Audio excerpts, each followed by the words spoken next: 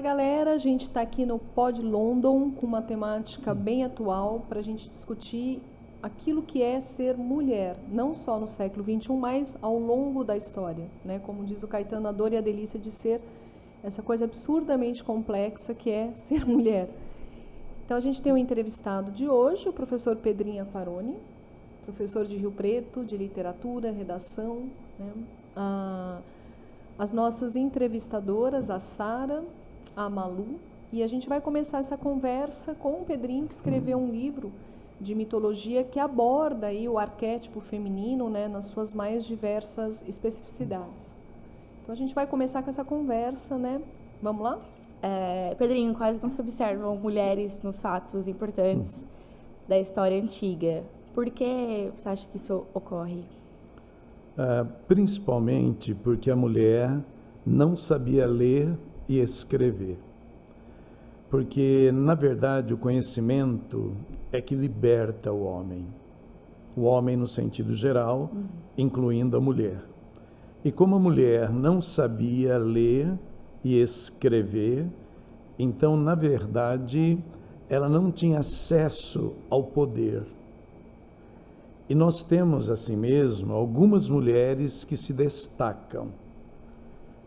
Curiosamente, elas sabiam ler e escrever. Vamos ficar na cultura ocidental. Safo de Lesbos viveu em torno de 630 a.C. Vamos arredondar, 2.700 anos atrás. Era uma poetisa. Ela sabia ler e escrever. Nós conhecemos a poesia dela através de Platão, que viveu 300 anos depois, mas foi quem falou e passou a colocar os poemas dela. E essa mulher era muito avançada. Ela é da ilha de Lesbos. Todos os homens foram para a guerra, ficaram só mulheres. E ela escreve poemas que as mulheres se amavam. Vejam, estamos há 2.700 anos. E olha o que é a cultura. Por isso que hoje você diz lésbica, que vem da ilha de Lesbos, porque lá as mulheres se amavam. Por isso que hoje você fala, ele é um safado, ela é uma safadinha, que tem o mesmo comportamento de Safo. Ou seja, fazia alguma coisa que a sociedade não aceitava. É o primeiro registro que nós temos de uma mulher revolucionária, porque as mulheres sempre foram importantes, desde que elas ficassem em casa e não se opusessem aos maridos. Depois, no primeiro século antes de Cristo, surge Cleópatra. E todos falam dela, ela é grega também, a origem. Todos falam dela pela beleza, pela sexualidade. Isso já é machismo. Como as mulheres não sabiam ler e escrever, só os homens deram a visão da história, inclusive das próprias mulheres. Então, fala-se de Cleópatra, que ela era bonita, que ela devorou os 3 romanos, mas, na verdade, ela era muito, muito inteligente, porque ela vem daquela dinastia de Alexandre, e eles colocavam um filósofo quando a criança nascia, homem ou mulher, para orientar essa criança. Então, na verdade, Cleópatra, super inteligente, mas não é essa a primeira visão que se dá sobre ela. Depois, já na época de Cristo, vamos pegar Maria Madalena. O que se fala sobre ela? Que ela era prostituta. Mentira. Uma mulher inteligente, uma mulher revolucionária, que tinha amigos masculinos. Naquela região ainda hoje não pode. Ainda hoje. E ela tinha amigos masculinos. Fala-se que ela era prostituta. Ela realmente foi sequestrada e colocada numa prostituição. Isso realmente ocorreu. Mas já como uma punição. Porque era uma mulher muito avançada para a época dela. Então, essas 3 mulheres servem como exemplo lá atrás.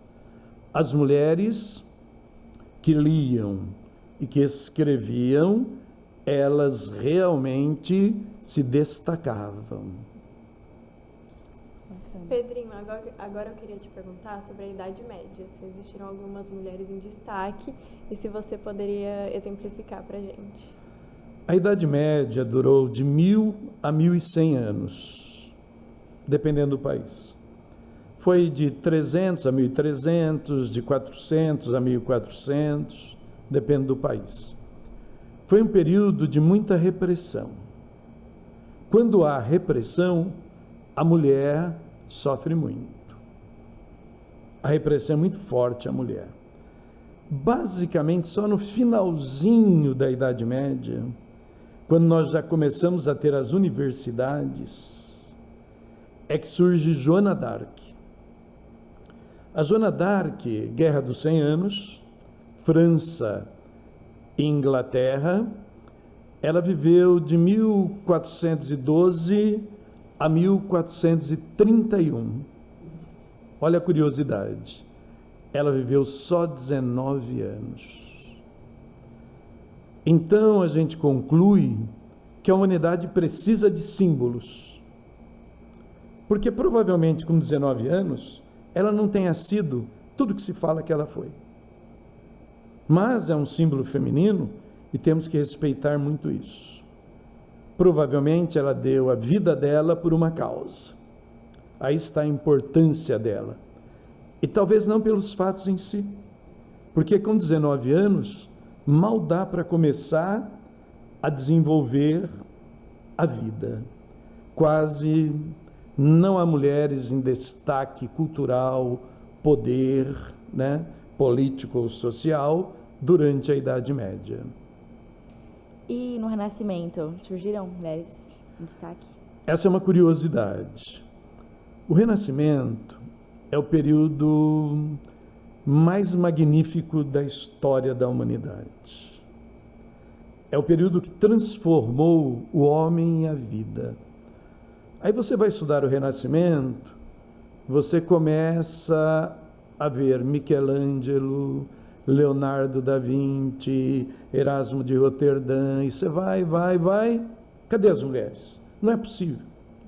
O período mais brilhante da humanidade, nós não temos mulheres em grande destaque. Por que que isso ocorre? Porque a mulher ainda não tem acesso à escola. A mulher ainda não lê, não escreve. E assim sendo, mesmo no período mais maravilhoso da história da humanidade, a mulher não aparece nos fatos históricos. E a partir do século XVIII, com o Iluminismo e a Revolução Francesa, as mulheres começaram a participar da história? Agora sim, o Iluminismo, eu digo que o Renascimento é o pai do Iluminismo. Isso é uma coisa minha, que estudando aula eu percebo claramente. Sem o Renascimento não existiria o Iluminismo. O que é o Iluminismo? Conhecimento para todos. 1700 e pouco. Conhecimento para vocês, mulheres, e para nós, homens, da classe pobre, ou daquilo que vai ser chamado de burguesia. A burguesia não sabia ler e escrever também. Por isso se diz que a burguesia é burra, ainda hoje. E é verdade, ela tem só 300 anos de cultura, de leitura. Historicamente, isso é muito pouco. Então, antes do Iluminismo, quem é que tinha acesso à educação? A nobreza, o clero e pequena parte da aristocracia. Vamos chamar de povo. As mulheres e os homens do povo não tinham acesso. Resultado: todos os nossos parentes, em 1700 e pouco, eram analfabetos. Mas agora surge o Iluminismo, eles vão começar a ler e escrever, inclusive as mulheres. Surge a Revolução Francesa, 1789. Surge a Revolução Industrial. E agora vai começar o que vai dar origem à nossa época, basicamente. O início, né? Então agora todos nós vamos ter acesso à educação. Aí a mulher, ela começa a ter um destaque. Mas não vamos nos iludir. Revolução Francesa. As mulheres participaram demais. Ajudaram demais. Uma mulher se destacou muito. Olympe de Gouges. A Revolução Francesa, 1789. Aí acabou a Revolução Francesa, assim, conseguiram o poder, esqueceram as mulheres. Escreveram direitos universais dos homens. Não colocaram as mulheres. Aí Olympe de Gouges, em 1791, 2 anos depois, escreveu direitos universais das mulheres. Onde estava? Todo homem tem direito a... Ela escreveu, toda mulher tem direito a... O que aconteceu com ela? Foi decapitada em 1893. E as mulheres todas da França proibidas de participação pública. Olha que retrocesso de novo. E olhem que os berços da democracia são considerados a Grécia, na Antiguidade, e a França, nessa época mais atual. Estados Unidos entram depois nisso. E vejam, de novo, parecia que a mulher ia começar a deslanchar e ela é reprimida de novo. Só que agora a mulher sabe ler e escrever. Isso não vai ficar assim. Aí, da passagem do 19 para o 20, finalmente elas surgem e dão destaque. Na passagem do século XIX para o século XX, agora já faz um certo tempo que as mulheres têm acesso à escolaridade. Em 1848, surgiu a Convenção dos Direitos da Mulher em Nova York. 1848, que vem de uma influência da independência americana. Até homens participaram juntos, foi até legal, mas não deu um grande resultado também. A mulher conseguia dar algum passo para frente, mas logo ela era colocada para trás de novo. Mas é o primeiro movimentinho que nós temos aí. E começa a surgir mulheres importantes. A Madame Curie, aqui a gente fala Madame Curie, Madame Curie, eu já ouvi várias pronúncias, qualquer uma serve. O mais normal seria falar Madame Curie. Ela viveu na passagem dos séculos, 19 para 20, foi a primeira mulher a lecionar na Sorbonne, na universidade. Então a mulher não tinha acesso a trabalhar na universidade. Então a primeira mulher a trabalhar na universidade como professora, Madame Curie. Curiosamente, ela vai ganhar 2 prêmios Nobel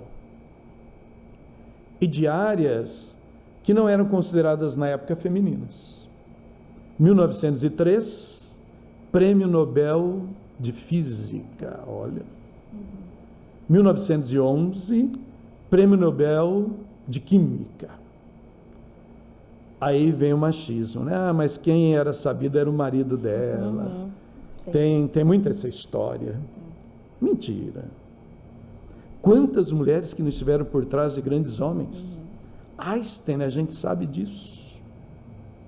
Que a mulher dele era tão importante física quanto ele, mas ela foi reprimida.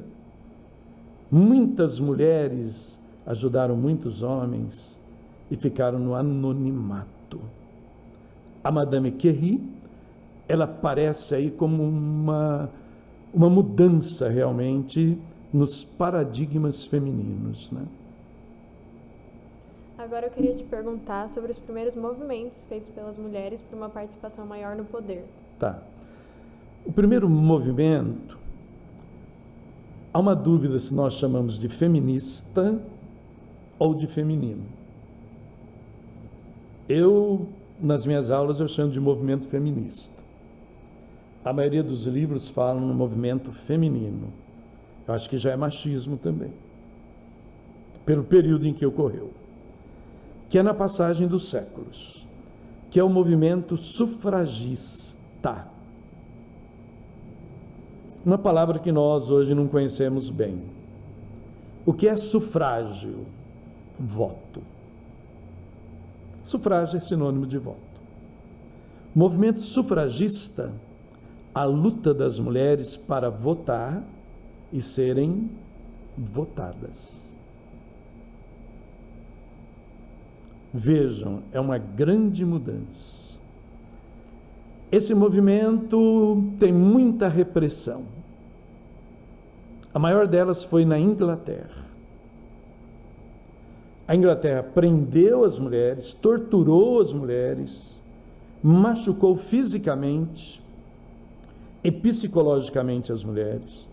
Tem vários filmes sobre isso, como o filme As Telefonistas, que tem aí na Netflix, por exemplo, vocês podem ver. Então, esse movimento, ele sofreu uma repressão enorme. Ele foi muito forte na Inglaterra, mas foi no mundo todo. E alguns países começaram a liberar o voto feminino. Nova Zelândia foi o primeiro, em 1897. Aí começaram outros. Austrália, acho que foi em 1902. Inglaterra, que foi a que mais lutou, a gente tem que tirar o chapéu para as mulheres inglesas em relação ao voto feminino. Conseguiram em 1918. Brasil, 32. 1932. No governo de Getúlio Vargas. E aí algumas curiosidades, né? França, 1945. É bom fazer essa análise, porque lá na Revolução Francesa parecia que ia, né? Olha como demorou. 45. Basicamente, Segunda Guerra Mundial. Né? Curiosidade agora, Arábia Saudita, 2015. Ontem. E agora a mulher lá também vai poder começar a dirigir. Já começou. Nossa. Então, estou falando essas coisas para enxergarmos como foi difícil essa luta das mulheres e que vocês, meninas do London hoje, da vida, e todas as mulheres, têm que agradecer muito essas mulheres do passado, lá da Safo de Lesbos para cá, porque hoje vocês podem ser o que vocês quiserem. Vocês podem ocupar todos os cargos antes considerados masculinos. Ainda talvez não haja igualdade. Ainda há repressão. Há casos de salários diferentes. Mas agora vocês têm liberdade de construírem bem a vida de vocês. O homem é um projeto que se constrói. Filosofia. Aprenda a ler ao contrário. O homem é um projeto que se destrói. Vocês, mulheres, hoje, têm a possibilidade de construir bem a vida de vocês. Bacana. E quando os movimentos denominados feministas surgiram? Então, basicamente, depois das guerras mundiais. Porque é um processo, né? Quando alguma coisa te dá uma data, essa data é para marcar didaticamente, pedagogicamente, tudo. Porque tudo é um processo. As duas guerras mundiais trouxeram muito sofrimento. Mas, como diz o Machado, do estrume sempre nasce uma flor.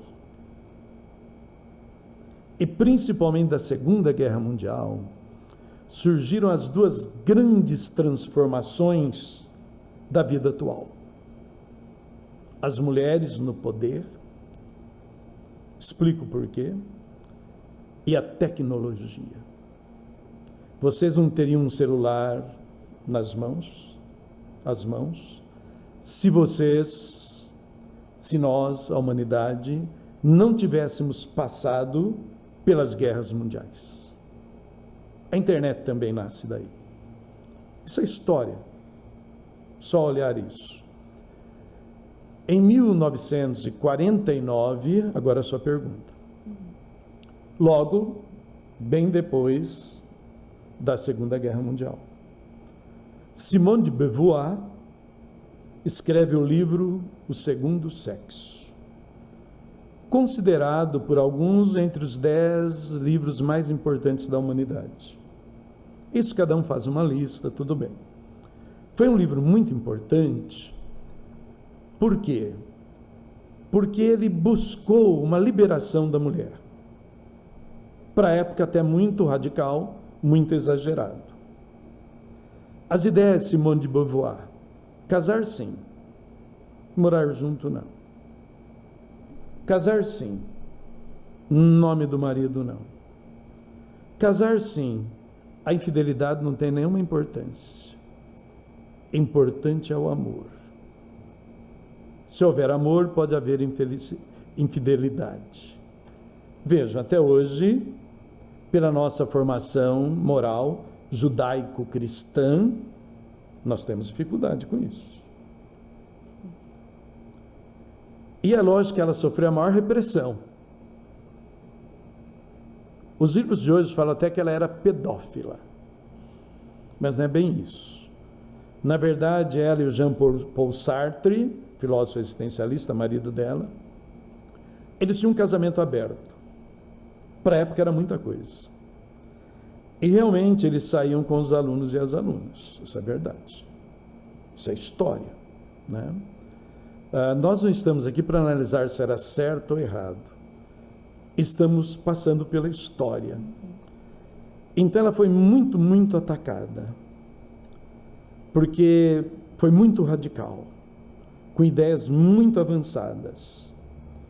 Só que esse livro, Segundo Sexo, vai dar origem aos movimentos feministas.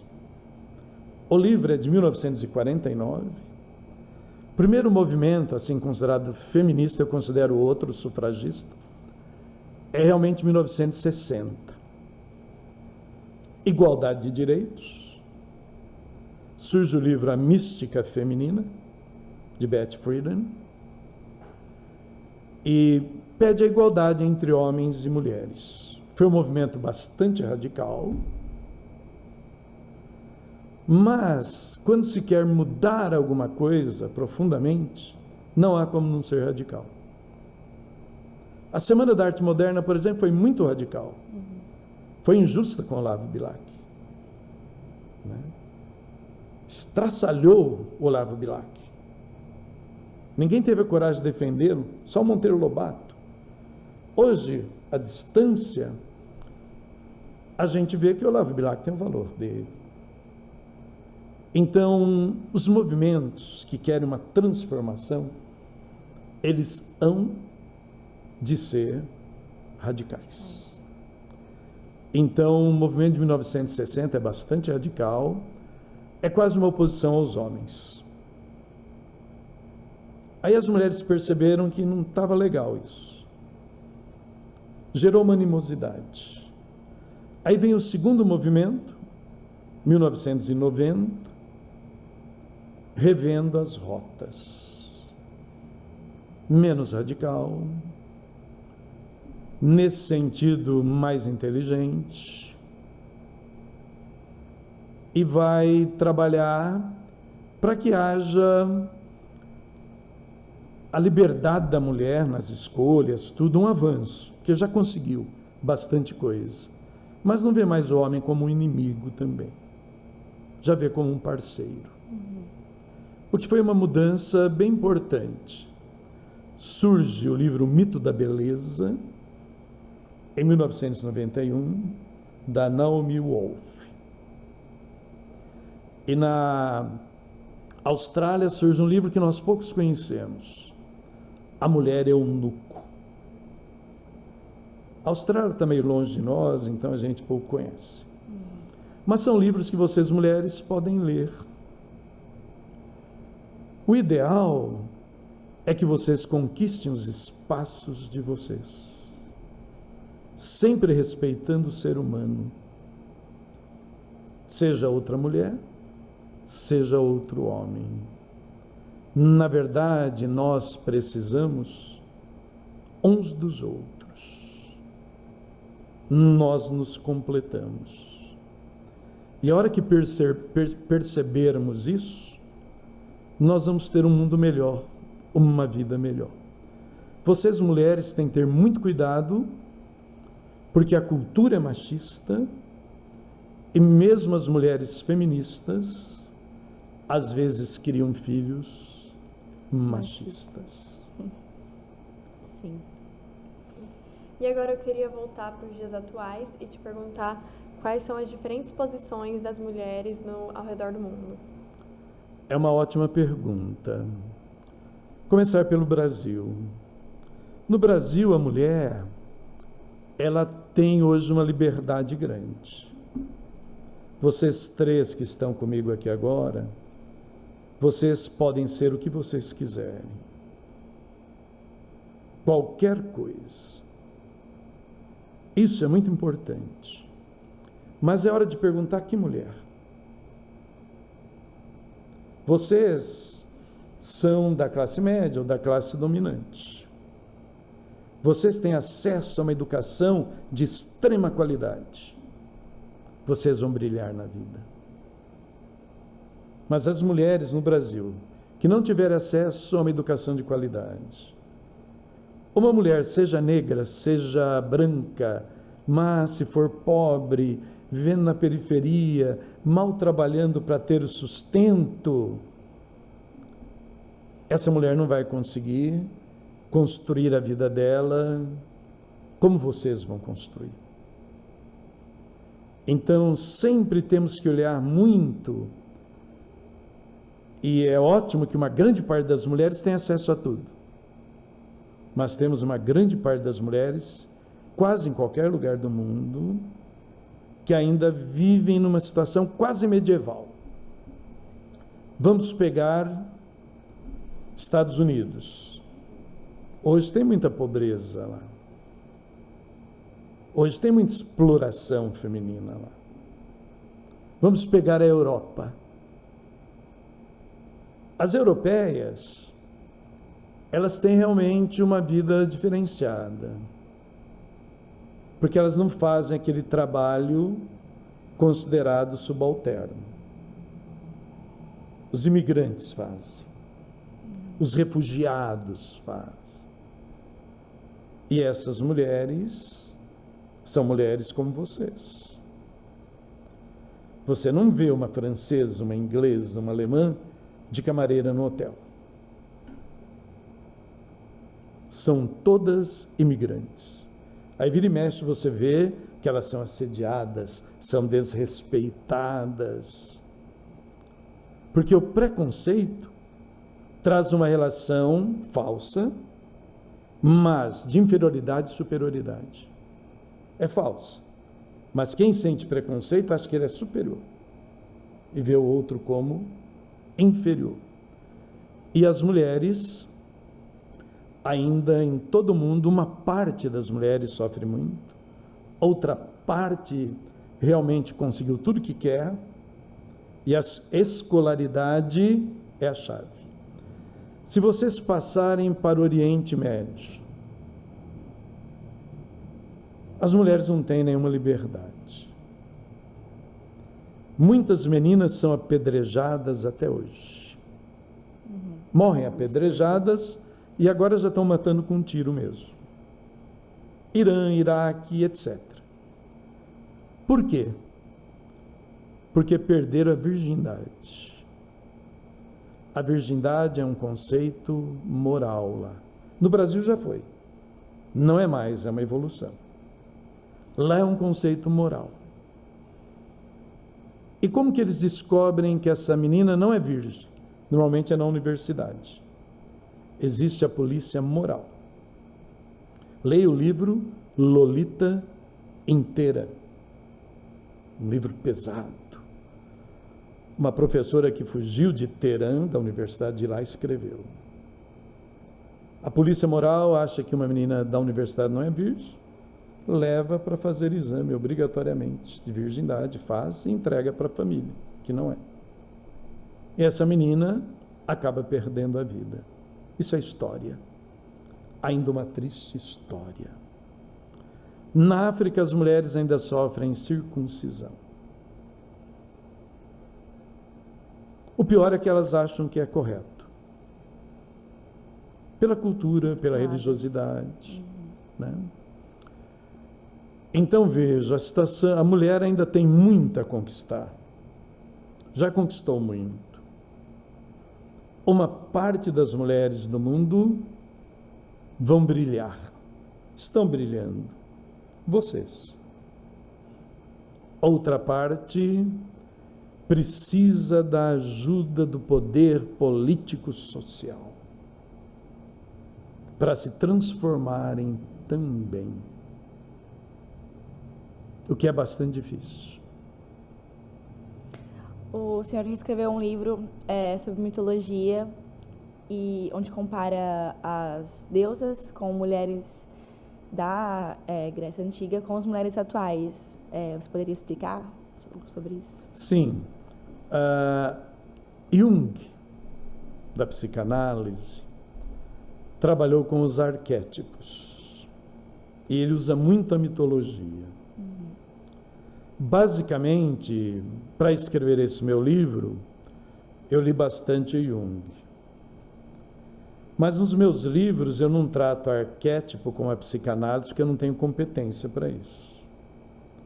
Eu trato simplesmente como modelos. Como um símbolo de modelo. E é uma curiosidade. Se você pegar as deusas, as mulheres da mitologia grega ou da romana, isso tem 5.000 anos, por exemplo, 3.000 anos, você encontra mulheres de todo jeito. Por exemplo, Hera ou Juno é a esposa de Zeus, ela faz tudo para preservar o casamento. O Zeus é a maior galinha do mundo. E ao invés de... Ela até brigava com ele, mas uma briguinha assim de ciúme. Ela atacava as mulheres e os filhos das mulheres. Então, o arquétipo da mulher que defende o casamento a qualquer custo e que fica no casamento a qualquer custo. Essa mulher existe até hoje. Por outro lado, Vênus ou Afrodite é muito mais liberal que as mulheres de hoje. Ela teve vários filhos, nenhum do marido. Mas foi intencional. Porque Zeus a obrigou a casar-se com Vulcano, ou Hefesto, considerado o deus mais feio e tal. Aí ela se vingou, tendo filhos com outros deuses ou com outros homens. E era o símbolo da beleza, é um símbolo da sexualidade, até hoje. E há mulheres muito liberais hoje. Mas já havia.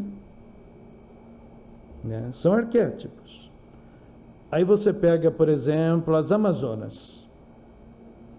Mulheres super guerreiras. Mulheres que eram independentes. Só aceitavam homens uma noite para fazer a reprodução. Nasciam as crianças, elas matavam os meninos, ficavam só com as meninas, uma sociedade feminina. E hoje você tem arquétipo de mulheres guerreiras, simbologicamente. Mulheres que lutam ardorosamente pela transformação, pela vida. Eu achei curioso que os movimentos feministas pegaram mais a Medusa como símbolo. Eu achava que deveria ser, né, essas mulheres guerreiras aí de que eu falei, né? Mas Medusa, até entendo, Medusa era uma mulher belíssima, um cabelo belíssimo, e tem várias versões sobre ela. Uma, que a Atena, ou Minerva, ficou morrendo de inveja dela e transformou Medusa num monstro, cabelos de cobra, tal. Outra versão, que ela foi estuprada por Netuno, ou Poseidon, dentro do templo de Atena, ou Minerva, e ao invés de atacar Netuno, fez isso com Medusa. Então talvez esteja aí a escolha. Uma mulher que foi massacrada, aí eu entendo. E depois percebeu que a maldição que jogaram nela, tudo que olhasse para ela virava pedra, ela falou, bom, agora eu vou dominar o mundo, né? Tudo que eu olhar vai virar pedra, eu vou dominar o mundo. Então eu entendo, acho que pegaram como símbolo por aí, né? Porque tem os dois lados. E você vai ter todo tipo. Por exemplo, Penélope ficou 20 anos tecendo uma mortalha, esperando a volta do marido. Símbolo da fidelidade feminina. Talvez haja alguma mulher ainda assim. E Ulisses parando em tudo quanto é ilha, né? Enquanto isso. Exatamente. Falando. E não vou falar nada, senão fica machismo aqui, sabe? Mas vejam bem, tem todo tipo, né? Perséfone é interessante porque eu vejo nela já alguns tipos de arquétipos apenas numa semideusa aí. Então, na verdade, nós temos mesmo uma correlação. Como diz o Guimarães Rosa, o ser humano é sempre o mesmo. Por muito que se mude, nós temos as mesmas preocupações e os mesmos sentimentos. O bem e o mal, Deus e o diabo, o amor e o destino, tudo e o nada. Né? Aquelas mulheres lá de 3, 5 mil anos, provavelmente tinham os mesmos sentimentos de vocês. Mas vamos pegar o determinismo. O homem é produto do meio, da raça, e talvez haja um preconceito, e do momento histórico. Hipólito de Tene, determinismo. Que o homem é produto do meio. Se uma de vocês tivesse nascido lá no Morro do Alemão, no Rio de Janeiro, o destino teria sido diferente. Lá um jovem vive em média 25 anos. Um jovem masculino, está mais exposto. Então o homem é realmente, em grande parte, produto do meio. Da raça aí, hoje já não se pode mais falar isso. Hoje a gente chama de etnia, né? Mas as etnias, elas têm um traço histórico. E podem ver, os preconceitos, eles estão dentro da história, né? E do momento histórico nem se fala. Olha hoje a guerra da Ucrânia, como a vida daquelas mulheres são diferentes da de vocês hoje. Momento histórico atrapalha demais a nossa vida. Como diz Érico Veríssimo, em Incidente em Antares, nem numa ilha deserta do Pacífico poderemos fugir à história. O dia em que estiveres nu, em uma ilha deserta, comendo a sua banana gratuita, um país qualquer testará uma bomba atômica e te levará para os ares em pedaços com a tua banana gratuita e tudo.